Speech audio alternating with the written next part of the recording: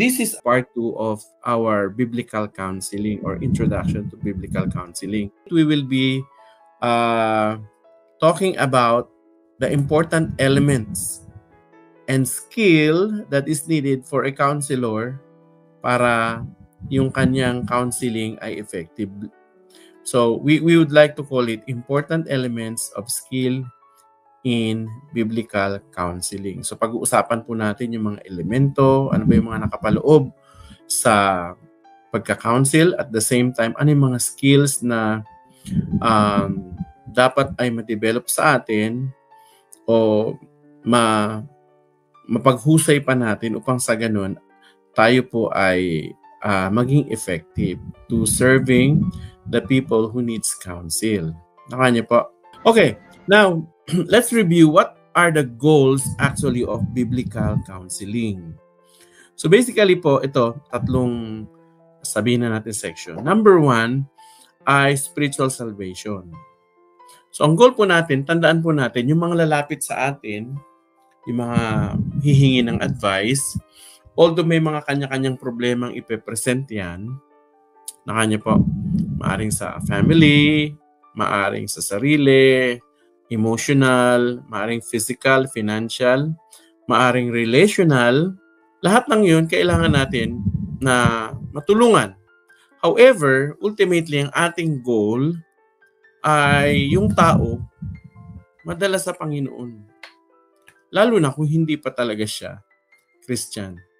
So ang unang-unang goal natin is that the person will be able to understand the gospel and salvation. Of course, magsistart tayo doon sa kanilang mga problema, pero eventually ang prayer natin is that our conversation, our counseling to them will actually lead to sharing the gospel to them.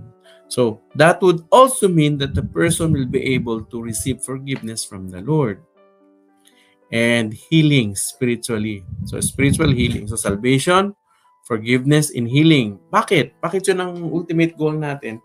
Kasi kahit naman masolve yung problema niya sa pera, kahit naman masolve yung problema niya sa relationship, kahit naman masolve yung whatever problem na meron siya, pero kung yung tao ay eventually pag namatay ay mapupunta sa impyerno, parang wala ding kwenta yung mga pinag-a-advise natin, di ba? So ang ultimate na intention natin actually is to lead the person to Jesus. Of course, pangalawa, kung Christian na siya at naghihingi ng payo sa kanyang buhay na naguguluhan, we want to lead the person for a life transformed by the Holy Spirit. So life transformation ang goal natin. So hindi lang siya maligtas, kundi mabago yung buhay niya. And of course, number 3, how are we going to help the person integrate their faith, their belief, what they learn from the Bible into practical living? Ibig sabihin, yung mga natutunan nila, nalaman nila, naintindihan nila patungkol sa Biblia, ang gusto natin ay hindi lang nila natanggap yun, naintindihan, kundi gusto natin na makita na ipinapamuhay nila. So salvation, life transformation, and practical living of the biblical principles that we learn from the Bible. So yun ang ating goals. Nakanya po. So basically, tatlong lang yan. Tatlong section. Ngayon, there are actually 4 categories of counseling. Ito, hindi naman natin talaga kailangan to, pero para at least lang aware tayo, no? Aware tayo kung ano-anong klaseng counseling actually ang mga tao na ina-avail. Number 1, yung tinatawag na mental health counseling.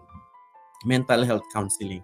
Kasama dyan yung mga sumusunod, yung psychotherapy, cognitive behavioral therapy, psychoanalytic therapy, mga technical words ito, no?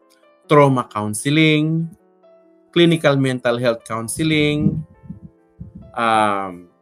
substance abuse counseling, grief counseling, depression and anxiety counseling. All of these things actually are treating the mental health condition of a person. Nakanyo?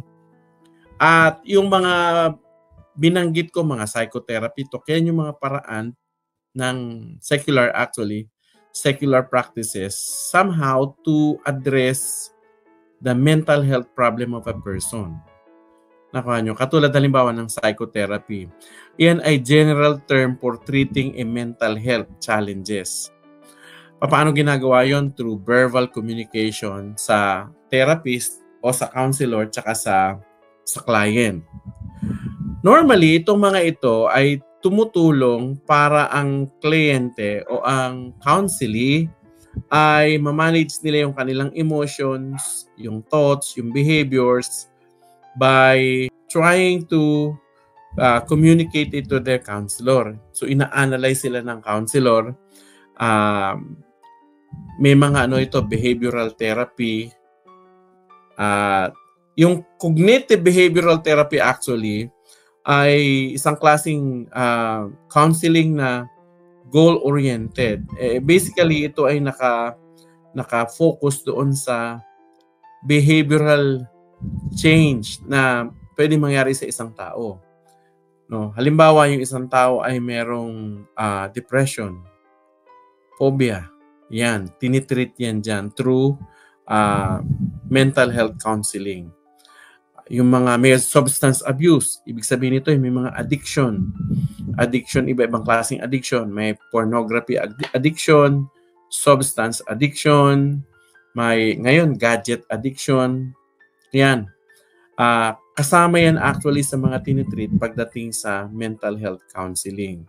Now, dito pumapasok din yung mga malulungkutin, depression, anxiety, yung mga inakabahan. Ngayon, this is actually a secular way of treating those people who have mental health. Yun ang una. Ngayon, yung pangalawang category actually, yung tinatawag na relationship and family counseling. Ano naman ito? Ito yung mga tao na lumalapit sa counselor simply because they have problems in their relationship with their loved ones or other people. Nakuha nyo? And most of the time, itong relationship and family counseling, ang pinaka number one na problema o mga taong may problema lumalapit dito ay problema sa kanilang pagsasama o sa may asawa. So, marriage counseling ang kailangan. Kaya meron mga mga family marriage counselors. Nakanyo? Pangalawa, yung mga mag-aasawa pa lang, premarital counseling. Diba?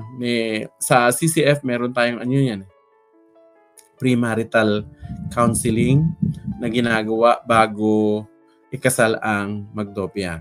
Pangatlo, yung family therapy. Ang ibig sabihin nito, maaaring sa loob kasi ng pamilya, ang pamilya ay hindi na healthy yung relationship kasi nagkasakitan, verbal man o physical.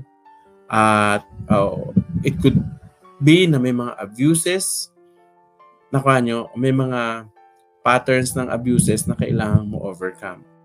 At number 4, yung parental o parenting counseling. Ito naman, yung mga parents basically ay nagpapa-counsel, nagpapatulong kung paano nila matutulungan o mapapalaki ng maayos ang kanilang mga anak.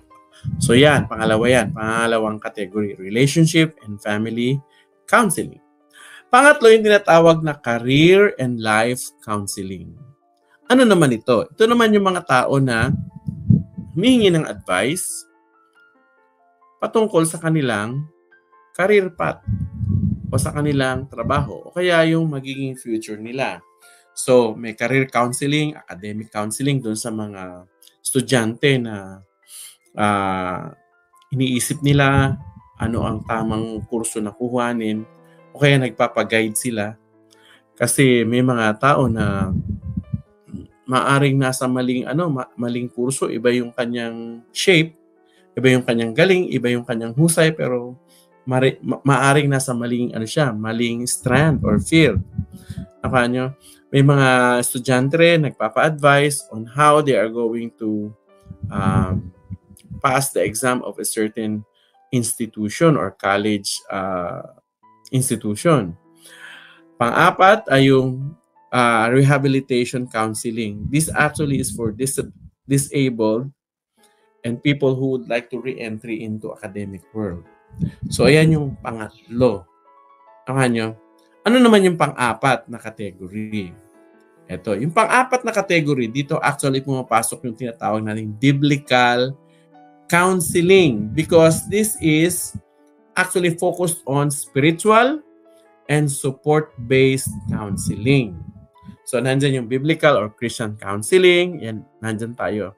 Iba, pastoral counseling. Iba, crisis and trauma counseling, especially those people who have suffered from disasters or victims of wars or any crisis, no? Yung mga taong nakaranas ng mga trauma sa buhay, which basically needs help. Naalala ko noon naalala niyo yung Yolanda noon.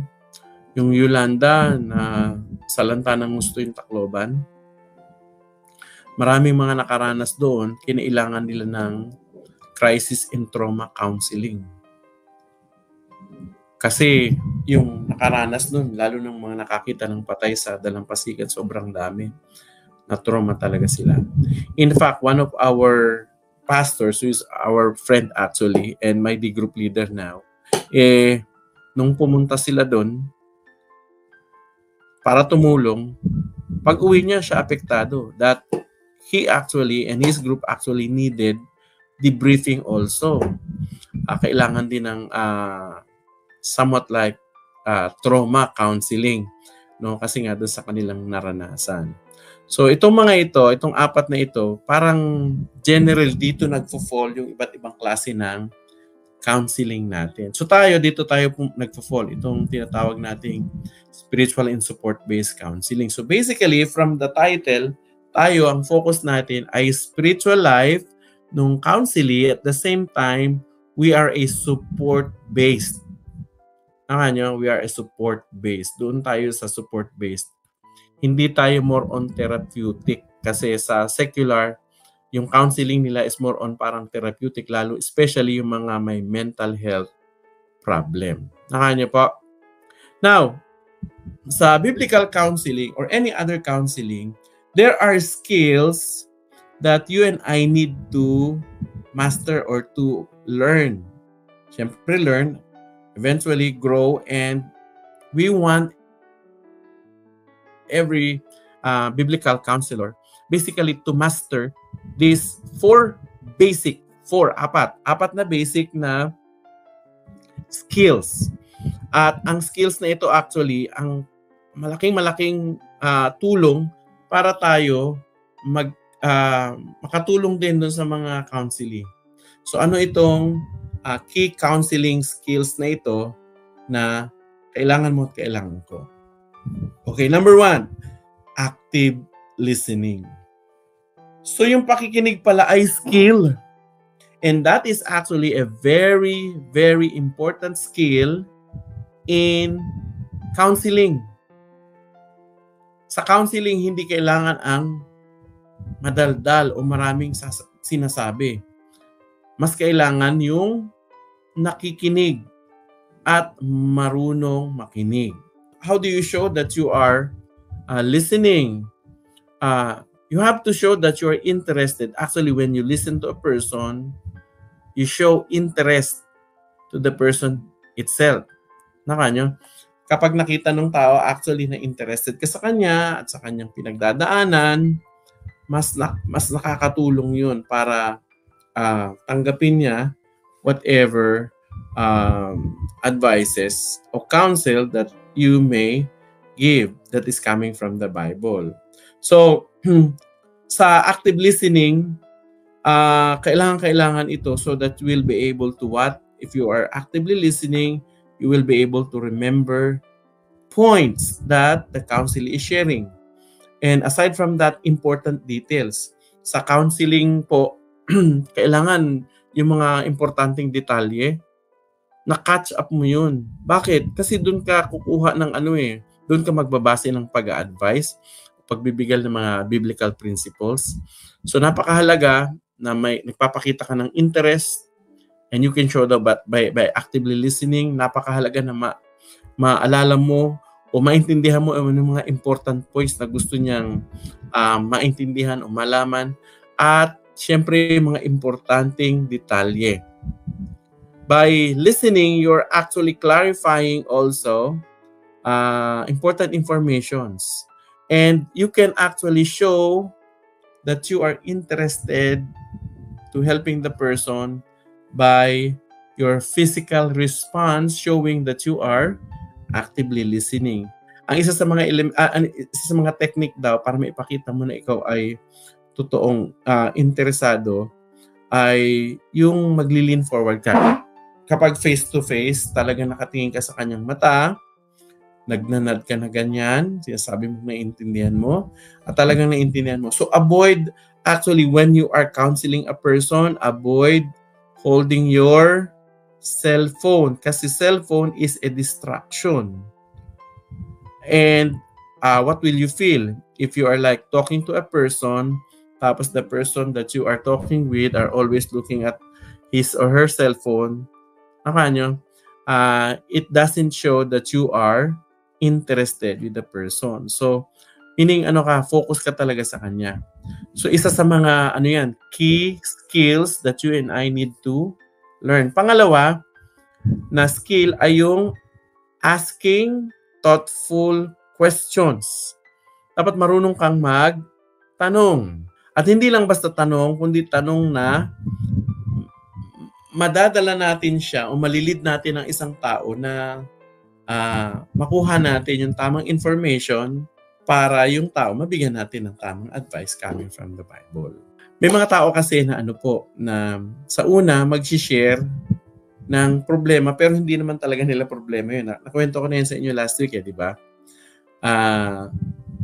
O kaya may pinapresent siyang problema, totoo namang problema pero hindi talaga yun yung pinaka-underlying root problem.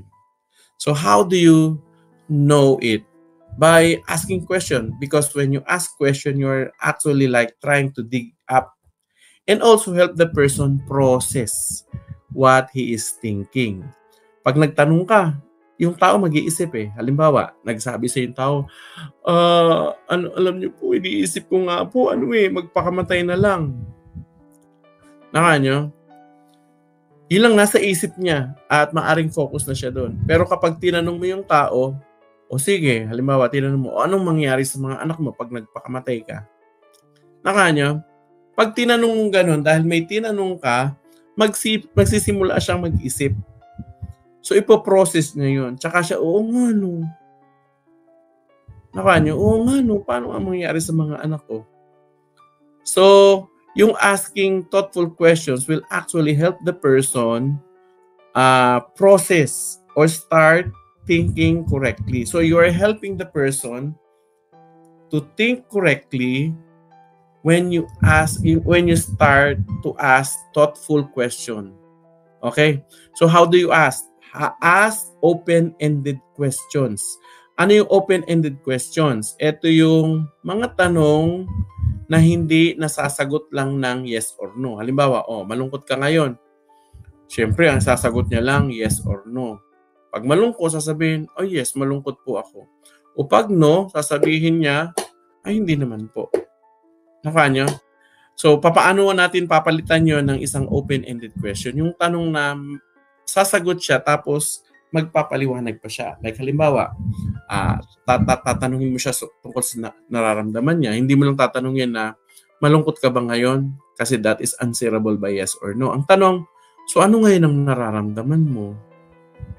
Pag sinabi niya, syempre mag-share siya, ang nararamdaman ko po ngayon ay sobrang nalulungkot ako at nahahapis. Diba? So, kapag ang tao nagsabing gano'n, follow-up ka question, ano sa palagay mo mga nagdudulot sa'yo? Bakit ka nahahapis o bakit ka nalulungkot? So, yung tao magsisimula, oo nga no, mag-iisip yan, oo nga no, ano nga bang mga nagdudulot sa akin? Nakanya. So, siya mismo makapag-iisip, tayo naman, tinutulungan tayo, mas maintindihan siya para matulungan natin siya ng maayos. So, magtanong na magtanong.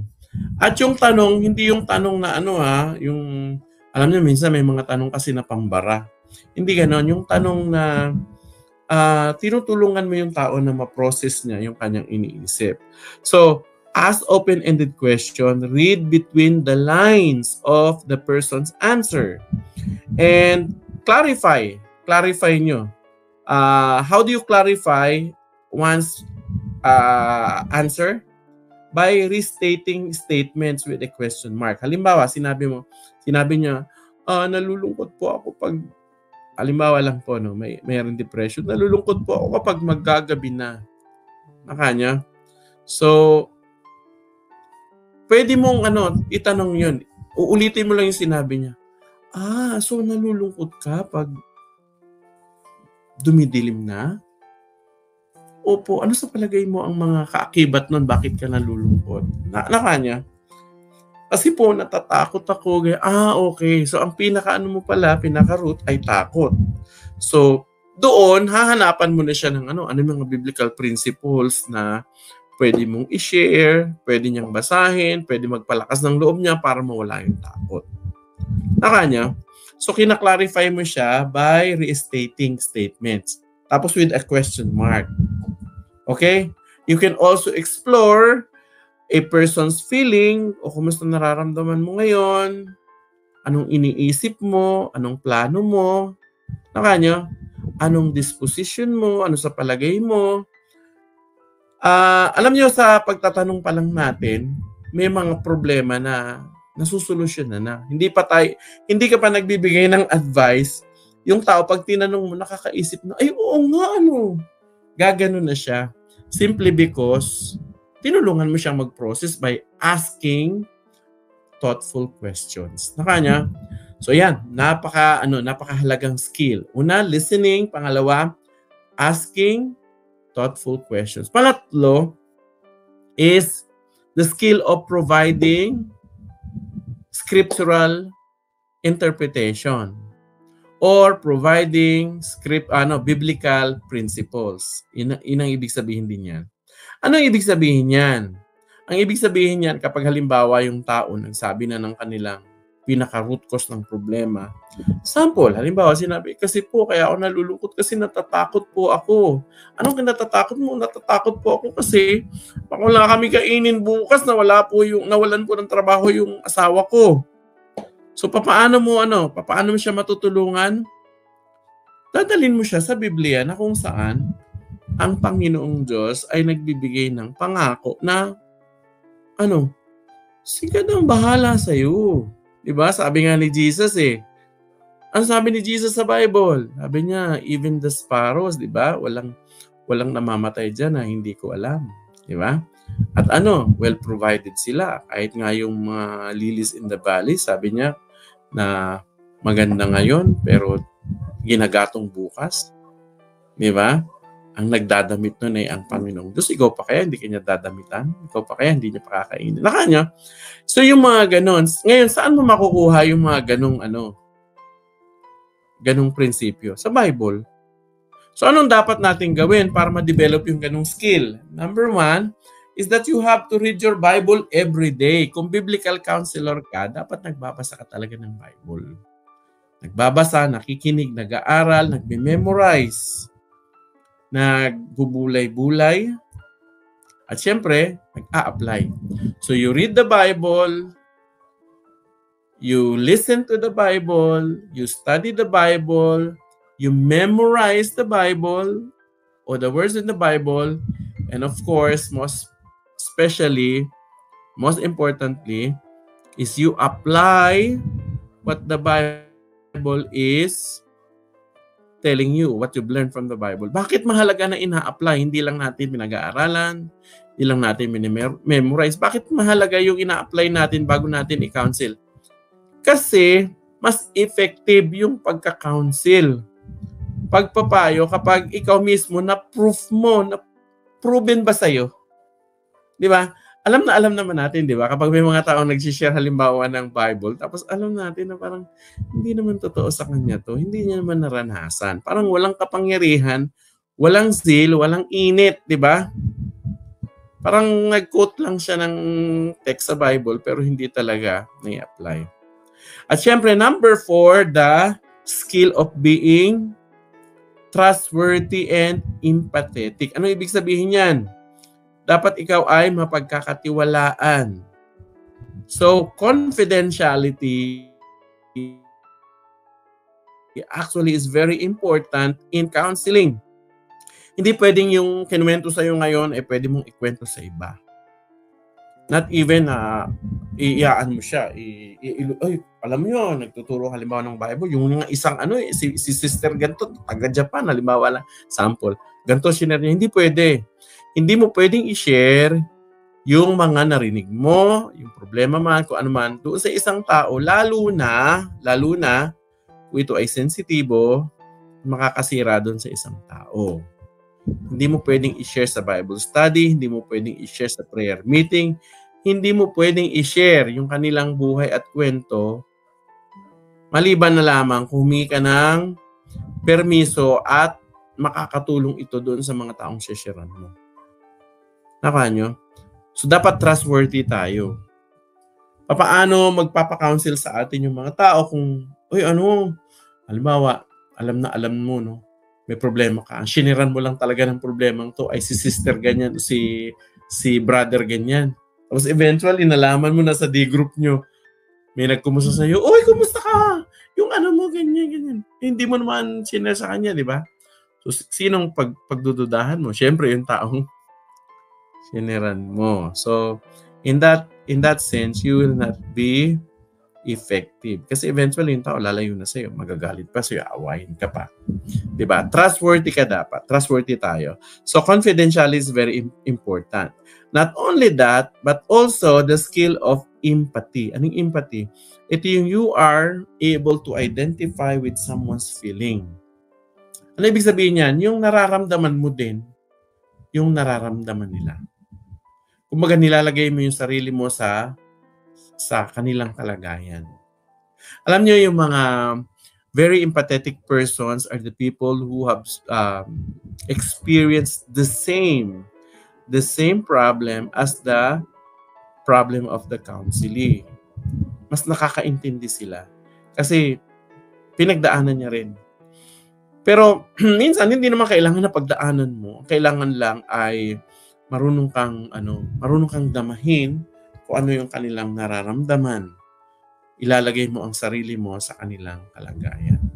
So itong 4 na skills na ito, napakahalaga. Active listening, asking questions, scriptural, providing biblical principles or scriptural interpretation. Pang-4, being trustworthy and empathetic person. Now, pupunta na tayo. Pastor, sige, gusto kong yung mga mga skills na yan, i-develop ko. Ngayon, paano na ba ako magka-counsel? Ano yung mga steps? Ito na tayo. Ito na exciting. Ano yung mga steps sa biblical counseling? Meron akong 8 steps na i-share sa inyo. And I see this very, very true in the counseling sessions I had with many people. Okay? At alam nyo, ito talagang makakatulong sa inyong ministry. Okay? So, napakahalaga nitong practical steps. So, these are the 8. Ngayon, babanggitin ko isa-isa siya, tapos papaliwanag ko isa-isa. May mga slides yan. Okay. Ano-ano yung mga practical steps sa biblical counseling? Number 1, first step is to pray. Pray. Pangalawa, gather information. So kapag nandyan na yung counseling mo, huwag kang tumalon agad doon sa pagbibigay ng mga payo. Hindi, kailangan alam mo muna yung information. So start gathering information. Then, pangatlo, napakahalaga yung building up relationship. You have to build up rapport. You have to build up relationship. Kasi hindi naman magbubukas yung tao kapag hindi ka naka-build up ng magandang relationship. Pang-apat, you have to identify the needs habang sinishare sa yung mga informations. Titingnan mo, saan ba talaga siya nangangailangan ng payo. Pang-5, of course, you have to apply scripture. So, we have to share biblical principles na kailangan niya para i-apply. And number 6, we have to communicate hope. Ano ibig sabihin yan? Hindi lang tayo nagbato ng biblical principle, kundi sinasabi natin, hindi, kaya mo yan. Malalagpasan natin yan. Magtatagumpay tayo dyan. Pang-7, of course, kasama dito ang implementation of accountability and homework. Hindi lang yung, O, pinayuhan kita ngayon na tapos na. Hindi. May sasabihin tayo sa kanya. O, eto, halimbawa, sasabihin na sa kanya, o, eto, may gagawin ka. Ikaw ang unang magpatawad. So, anong gagawin mo? Lumapit ka sa asawa mo. Kaya tatanungin mo siya, ano sa palagay mo pwede mong gawin para makahingi ka ng tawad? Magsasabi siya, magsasuggest, o sige, kailan mo gagawin yan? So, may accountability at may homework. Niya? At pangwalo, syempre, yung follow-up. Hindi lang isang meeting minsan 2, 3, 10. Kukumustahin mo, kumusta yung mga mga plinano nyo, yung homework, di ba? Na sinabi mong gagawin mo. So, follow-up. Okay, unahin natin yung first step. Ayan, praying. Ano ba ang purpose, Pastor? Bakit sa biblical counseling ay may praying? Well, ang purpose nito basically is to acknowledge God's role in healing, transformation, and guidance. Sa biblical counseling, hindi tayo ang nagpapagaling. Hindi tayo ang nagbabago ng isip ng tao at hindi rin tayo nagbibigay ng guidance. Tayo ay nagpa-facilitate lang. Ang nagbibigay talaga ng guidance ay ang Holy Spirit, ang Diyos. Ang nagpapagaling talaga ay ang Diyos. Ang nagbabago ng buhay ng tao ay ang Diyos. And so therefore, kailangan natin ng Diyos. So sa first step ng biblical counseling ay pananalangin. So we have to show our total dependence to God, to the Holy Spirit, because He is the one going to heal, transform, guide, save the person. So napakahalaga. Ang ginagawa ko, halimbawa may nagpa-schedule sa akin ng counseling. Bago pa yung counseling, nagpipray na ako, Lord, tulungan mo ako, bigyan mo ako ng talino. Okay? Pag Christian yung magpapa-counsel, sis, okay lang ba? Pwede. Sis or brother, bago tayo mag-start, mag-pray muna tayo so we can ask God for wisdom. And even during actually the counseling, nagsishare na siya ng mga problema niya. Nagpipray ka pa rin, continuous yung speaking mo in the Spirit, and you're saying, Lord, help me see what really is the problem. And give me, you are praying to the Holy Spirit, give me, Lord, the right words so I can encourage this person. So when you pray, you invite God's presence and guidance. And aside from that, you are actually helping the person to strengthen his faith or her faith and show that we are dependent on God. Kaya nagpipray tayo. So napakahalagang step. Unang-una ay praying. Okay, number 2. By the way, James chapter 1 verse 5, sabi rito, if any of you lacks wisdom, ano doon dapat natin gawin? Let him ask God. Kung kulang tayo sa sa kaalaman, hingi tayo. At ano daw sabi rito? And God who gives generously. Wow! Si God pala ay nagbibigay. At hindi lang siya basta nagbibigay.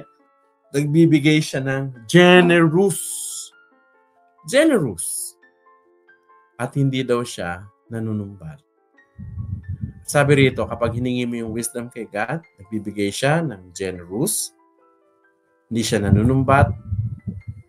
At ibibigay niya kung ano man ang hinihingi natin. Wow, ang gandang pangako niyan, di ba? So, as a counselor, okay, you have to memorize this verse. You have at least to remember this verse that whenever you enter into counseling session, pray first because you and I need wisdom. Nakanya, we need wisdom. Okay, pangalawa, number 2. Number 2 step is the gathering of information. Hindi tayo tumatalon agad sa payo. Siyempre, ginagather mo yung information. Ang purpose nito is to understand the person's situation and understand the struggle and understand spiritual condition. Nakanyo? So how do you gather? Dito napakahalaga yung pagtatanong. So, how do you gather? Ask open-ended questions. Ito yung isang skills na, di ba, dapat ay ma-develop sa atin. Magaling tayo dapat dyan. And as you ask open-ended question, you allow the person to share freely. Meaning to say, wag mong may sinasabi siya, ay, sandali. Hindi mo siya sinasansala, hindi mo siya pinipigilan, hayaan mo lang na maglabas siya ng maglabas ng kung anong nasa isip niya. Kasi minsan nga, yun nga, habang yung tao sumasagot na gano'n, meron ng healing actually na nangyayari. Tapos napoprocess niya yung mga steps na dapat gawin. Siya mismo, alam niya kung anong dapat niya gawin. Diba? Nalalaman niya actually. So ask open-ended questions. Pangalawa, as you gather information, napakahalaga yung isang skill pa, yung listening. So you listen attentively. Show that you are interested in the person, you are concerned, and you also take notes. Bakit? Kasi yung important points tsaka things to remember, ay, sinabi niya to kanina. Diba? So, kailangan mong i-take notes. Maganda, meron kang maliit na kwaderno, notebook, papel na sinasabi niya to. Nakanya. Of course, pangatlo, sa gathering information, you now start to discern the issues of the person. At syempre, magre-reflect ka, ano ba sinabi sa Bible tungkol dito? Tungkol sa takot. Halimbawa, takot ang inaano niya. Ano naman sinasabi? Oh, okay. So, ang heart issues niya, takot, and so therefore, ang problema, maaring kakulangan sa pananampalataya. Bakit kulang sa pananampalataya ang tao? Kasi ang pananampalataya galing sa salita ng Diyos, maaring hindi nagbabasa ng Bible. Okay, nagbabasa ng Bible pero hindi niya pinaniniwalaan. Hindi niya minememorize, hindi niya ina-apply. Nakanyo? So, you start now scribbling what are the key concerns and heart issues. So, yung una, pray. Pangalawa, gather information. Pangatlo, by the way, verse ulit tayo. Sabi sa Proverbs 20 verse 5, the purpose in a man's heart is like deep water. But a man of understanding will draw them out. Ano daw yung kaisipan daw natin? Parang malalim na balon. Pero yung tao daw na mahusay, kaya niyang palabasin yung tubig. How do you do that? By asking question. Ay, isang example nito, halimbawa, may isang taong nag-struggle. Meron siyang anxiety. May anxiety siya. Takot na takot. Kinakabahan lagi. Ninenervyos. So, paano mo matutulungan siya? Tanungin mo siya. You ask about, ano ba yung mga pumapasok sa isip mo? Ganito, natatakot ako. Ano bang ginagawa mo? Nanonood ka ba ng mga katatakutan? May karanasan ka ba sa nakalipas na nagdulot sa'yo ng trauma? May mga taong nakasakit ba sa'yo? May mga tao ka bang hindi pa napapatawad na nakasakit sa'yo, tapos hanggang ngayon gustong-gusto mong gumanti, yung nakaraang experiences mo, maaaring yung mga bagay na yun ay nakaka-contribute para sa isang tao may anxiety. Malalim yun at marami sa mga tao, tinago na yun. Tago na ayaw nang buksan. Pero yung taong mahusay, magtanong, natutulungan niya ilabas ulit yun. Ilabas ulit. Diba? Parang sugat na, yung sugat, tinakpan, akala niya okay na, pero nabubulok na pala. Parang simulang gumaling uli, yung kailangan tanggalin yung mga takip. Tanggalin yung mga langib. Hugasan ng alcohol o kaya nung agwa oksinada. Diba? Saka gagamutin. So, ganun yun. So, gathering information by asking question. Pangatlo, napakahalagang elemento o proseso. Una, praying, gathering information. Pangatlo, you will have to build relationship with the person. So, building relationship. Anong purpose? Bakit? Hindi ba pwede magpayo na lang ako, magbigay na lang ako, i-dump ko na lang, i-boost ko na lang sa kanya lahat ng alam kong nasa Bible? Bakit kailangan pa ako mag-invest ng emotion and relationship with the person? Well, the purpose is to establish trust and create a safe environment for open discussion. Ang tao kasi, lalo na maraming hurts, maraming mga nakaraan na hindi maganda, at kadalasan yung mga underlying problems ay dun sa nakaraan niya na hindi maganda. Hindi naman magbubukas yan kapag kapag hindi niya nararamdaman na yung tao mapagkakatiwalaan. Di ba? So, paano niya mararamdaman na mapagkakatiwalaan yung tao? Kapag nakabuild ka na ng connection, ng relationship. So, how do you build relationship? Number one, you have to show genuine love and care. Kailangan pakita natin na totoong interesado tayo sa buhay niya at nagmamahal tayo bilang kapatid sa Panginoon. At gusto natin na siya ay maligtas, gusto natin na siya ay gumaling, gusto natin na siya ay mag-improve, mag-mature, at maging maayos ang buhay niya. Gusto natin na siya ay umunlad. Nakuha nyo? And we can only show that when we build relationship. Number two, we have to be patient, compassionate, and non-judgmental. Maaring isang tao kasi totoong siyang nagkamali. Siya ang nagpariwara, siya ang hindi naging mabuting ehemplo, siya ang nanuntok, siya ang nagnakaw, siya talagang nagkamali. Pero kailangan niya ng tulong. Hindi niya kailangan ang panghuhusga. Tawa niyo? Kasi nagkamali na nga. Ang kailangan niya ngayon tulong. Halimbawa, nakadispal ko ng malaking pera. Hindi niya na kailangan, ikaw kasi, ganyan ang ginawa mo, ganyan, kaya tuloy. Hindi niya kailangan yun. Ang kailangan niya, yung taong nagsisimulang unawain siya at tulungan na makaahon doon sa kanyang kalagayan. Nakuha niyo? And of course, how do you build relationship? When you maintain confidentiality and integrity.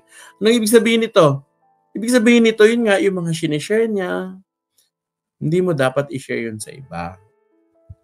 Kahit pa asawa mo. Yes, kahit pa asawa mo. Kahit pa best friend mo.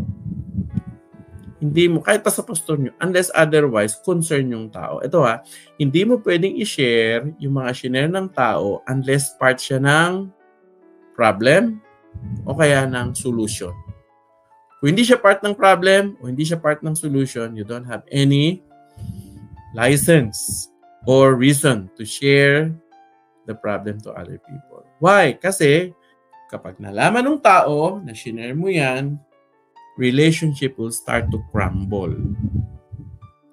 Example, a person dealing with a guilt may open up more than what they feel. Nakuha nyo? A person who is guilty will open up more when the person feel that he is loved. Nakuha nyo? When the person or the counselor is felt to be concerned rather than a condemning person. Ano sabi sa Bible? 1 Thessalonians 2:8 ang sabi, because we love you so much, we were delighted to share with you not only the gospel of God, but our lives as well. You see, when a person understands that he is loved, he is actually starting to share his life. Yun sinabi ni Pablo rito.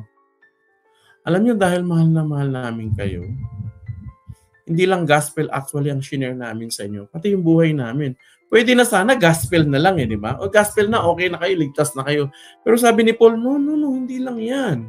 Hindi lang gospel ang shinare namin. Kahit yung buhay namin, sinishare namin sa inyo. Why? Because you are loved. And that should be the attitude of a counselor. Nakanya? Okay. Number four. You have to identify counseling needs. So, anong purpose? Bakit sa dami-dami ng mga kinuwento niya kailangan ma-identify mo? Ano ba mga bagay talagang kailangan niya rito? Ng payo. Okay? In fact, marami siyang kinikwento na akala niya minsan yun ang problema. Pero you have to identify ano ba talaga yung problema? Kasi may mga inaakala siyang problema pero hindi naman pala yun. So, start identifying what are the counseling's need. No? Anong purpose nun? It is actually to discern the root issue rather than just addressing symptoms. Ano yung symptoms? Ito yung mga kala niya yun ang problema. Let me tell you what a symptom is. Halimbawa, lagnat. Ang lagnat ba symptoms o sakit? Palagay niyo. Siguro sasabihin niyo, ano yan? Sakit. No, ang lagnat hindi siya sakit. Simptomas yan na may sakit ka. Nakuha niyo? Ano ibig sabihin ng simptomas? Meaning, nagpapakita na may sakit ka. Kasi pwede kang lagnatin sa iba't ibang dahilan. Halimbawa, may sugat ka, may malaki kang sugat, pwede kang lagnatin eh. Pwedeng na-overfatigue ka, pwede kang lagnatin. Pwedeng may sipon ka, pwede kang lagnatin. Pwede kang, kung ano man, nakuha niyo? Yung lagnat, nagpapakita, isang simptomas siya na nagpapakitang may sakit. Pero hindi mismo yung lagnat ang sakit. Parang ganun din ang isang tao. Minsan, mag-share siya ng isang simptomas na akala niya yun ang problema. Ngayon, kailangan natin dito yung discerning spirit. I-identify natin. Ito, simptomas lang yung sinasabi. Simptomas lang yung takot niya. Ang pinakatakot niya talaga, yung root issue, meron pala siyang hindi pa nadideal na kasalanan kay Lord. Nakanya, kaya takot. Sintomas lang yung takot niya. Ang pinakano pala, meron pala siyang hinahawakan pang mga anting-anting. Diba?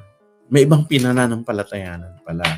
So you have to identify spiritual, emotional, and practical struggles. Compare the person's thoughts and behavior with biblical principle. Merong ginagawa yung isang tao, tingnan mo, ano ba sinasabi ng Bible patungkol dito? So, pagkukumparahin mo siya, and look, of course, you have to also look for the patterns of sin. Ano yung patterns of sin? Ano yung paulit-ulit ang ginagawa? Halimbawa, sample, pag nag-aaway kayo ng asawa mo, anong ginagawa mo? Lumalayas na lang ako, hindi ko siya iniintindihin. Tanga niya. So, yun. O kaya yung trauma. Yung trauma, alam niyo ba, can be a stronghold.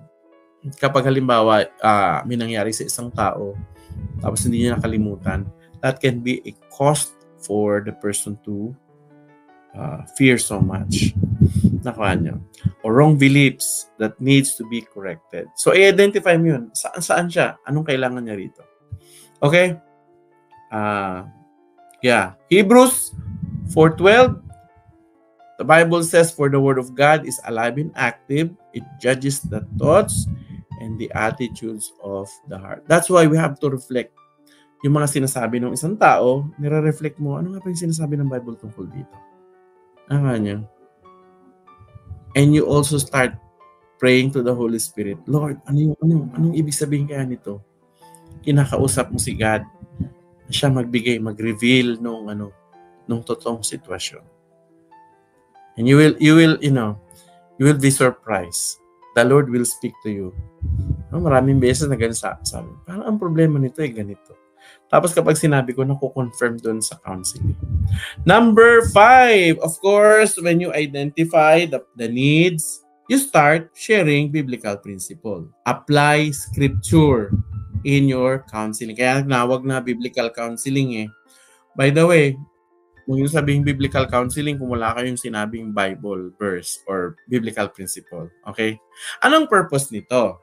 Ang purpose ng applying, meaning to say you are giving out, starting now to give the Word of God.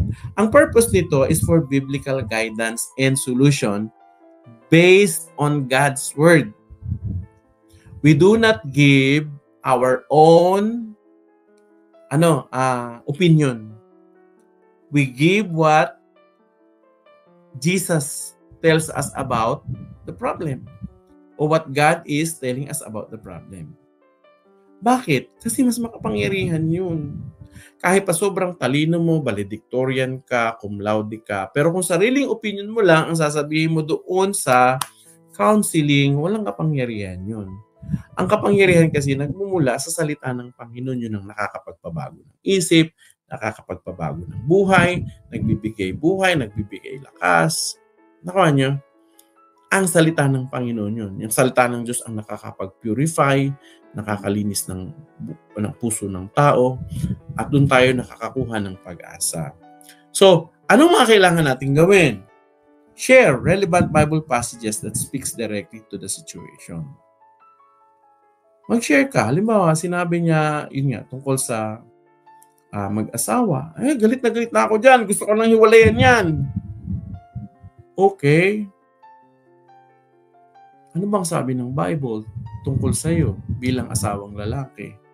Gustong-gusto mo ng hiwalayan, pero ano bang sabi ng Bible? Di ba? So sabi, mahalin ko pala siya. Ano sa palagay mong dapat mong gawin? Makanya, actually, ang nag-advise na mismo yung Bible, lalo na kapag pinabasa mo sa kanila yung very relevant verse in connection with the problem of the person.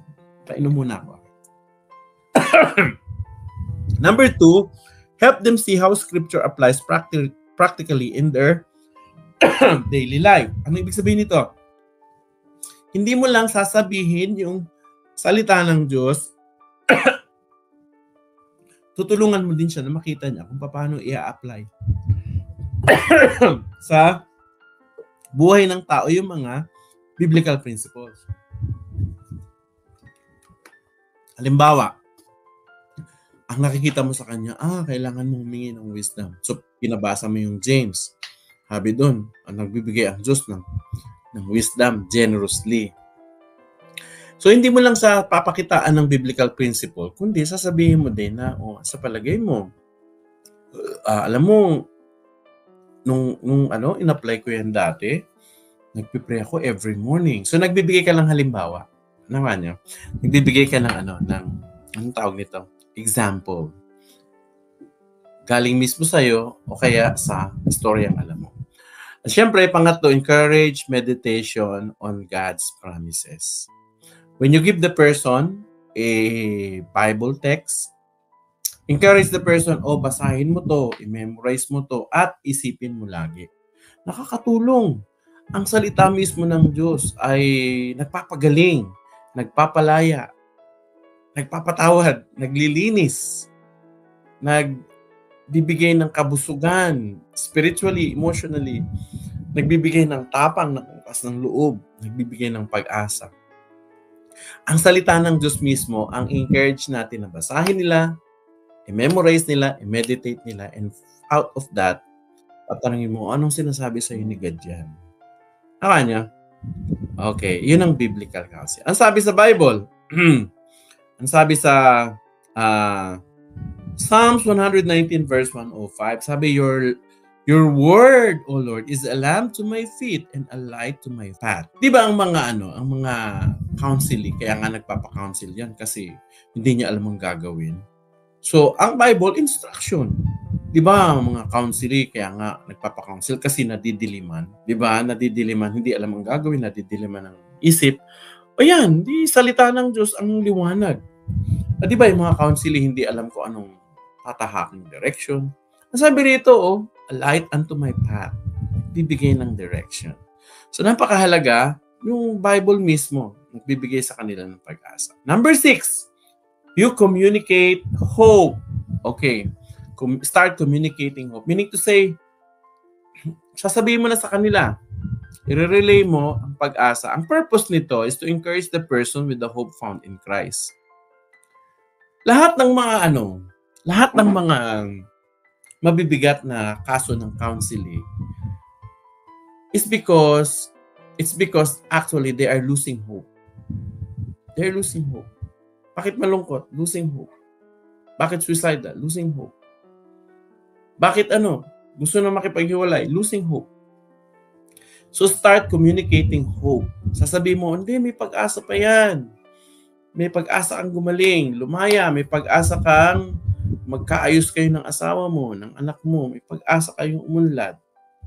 So, you have to start pointing them to God's grace, love, and power to change their situation. Ang Panginoon, di siya natutulog. Ang Panginoon, nagbibigay talaga siya ng opportunities. Ang Panginoon, nagbibigay siya ng kapangyarihan to overcome even our weaknesses, problems, even temptations. Remind them that they are not alone. Yun. Di ba yung mga hopeless, kasi nung isa na lang ako, iniwan ako, pakiramdam ko, ako na lang, ganyan. No, sabihin mo, no. God is with you. You are not alone. Encourage them to persevere and trust in God's plan. Anong mga verses ang magaganda rito? Yung all things work together for good. Jeremiah, 29:11, sabi doon, for I know the plans I have for you. Sabi mo sa kanila, nagbibigay. Alam mo, every time na maririnig ko yun, nakaka-encourage talaga. nakakaroon ka ng pag-asa. Naka nyo? How do you communicate hope? You cite what is the promise of God from the Bible. Okay? Ano sabi sa Isaiah 41:10? Sabi niya, fear not, I am with you. Sabi ni God. Nakasulat yan, Isaiah 41 verse 10 yan. Number 7, of course, number 7, when you started sharing hope, of course, there should be accountability in homework. Anong purpose? Bakit may accountability? When we say accountability, magre-report siya.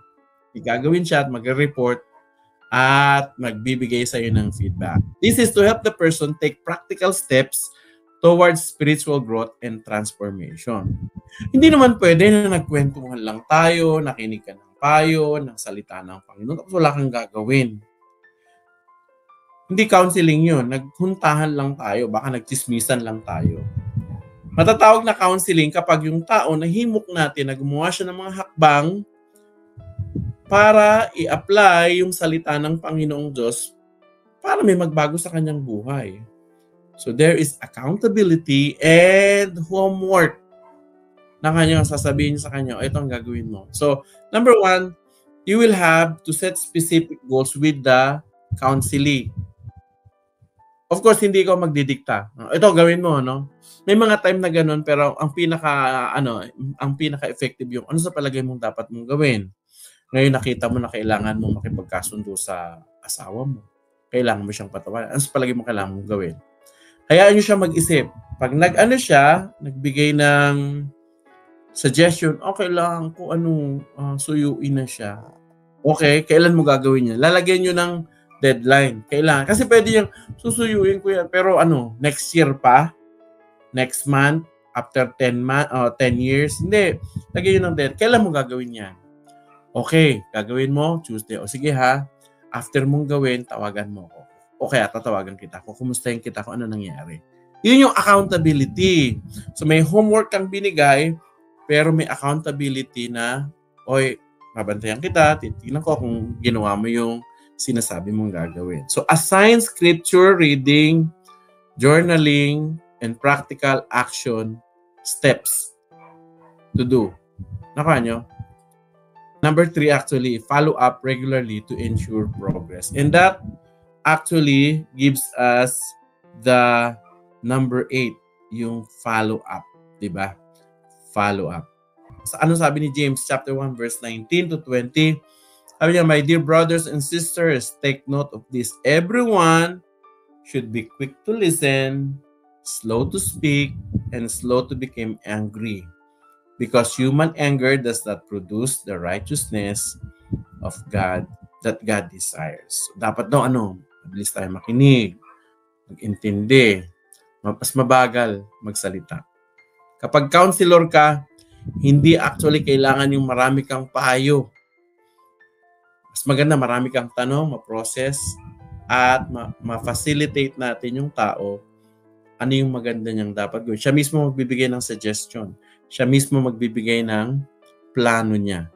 Ikaw naman, bilang counselor, you will hold him accountable. So, as conclusion, ito yung elements ng biblical counseling. Praying, gathering information, building relationships, identifying counseling needs, applying scripture, communicating hope, implementing accountability in homework, and actually number 8 is follow up. Naka niyo po, follow up. So how do you listen? With compassion, binasa na natin kanina to, everyone should be quick to listen, slow to speak, and slow to become angry. So, kung isa-sum up natin lahat, kahit ito na ang inyong maalala, you have to develop these skills.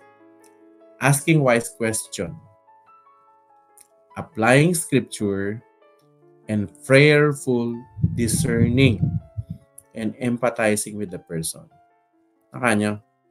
So, yan. Amen ba?